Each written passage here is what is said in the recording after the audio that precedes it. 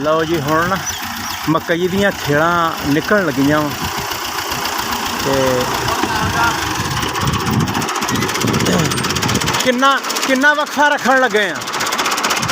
ਤਕਰੀਬਨ 1.5 ਫੁੱਟ ਜਾਂ 9 ਇੰਚ, ਮਤਲਬ 18 ਇੰਚ 18 ਇੰਚ। ਤੇ ਦੋ ਪਾਸੇ ਲੱਗਣੀ? ਇਹ ਤਾਂ ਜ਼ਿਮੀਦਾਰ ਦੇ ਸਿਰ ਤੇ ਹੈ ਨਾ ਜੀ, ਦੋ ਪਾਸੇ ਲਾਉਂਦਾ ਕਿ ਇੱਕ ਪਾਸੇ ਲਾਉਂਦਾ। ਨਹੀਂ ਅਗਰ ਦੋ ਪਾਸੇ ਹੋ ਜੇ ਐਵਰੇਜ ਪੂਰੀ ਆਊ? ਦੋ ਪਾਸੇ ਮੈਂ ਵੇਖਾਂ ਫਿਰ ਮਗਰ। ਹਾਂ ਚੈੱਕ ਕਰਕੇ। ਲਓ ਜੀ ਨਾਜ਼ਰੀਨ, ਇਹ ਕਹਿੰਦੇ ਆ ਕਿ 18 ਇੰਚ। ਚਲੋ ਬਹਿਰਹਾਲ ਠੀਕ ਹੋ ਗਿਆ, ਤੋਰੋ ਦੇਖ ਲੈਨੇ ਖੇਲ ਨਿਕਲਦੀ ਦੀ।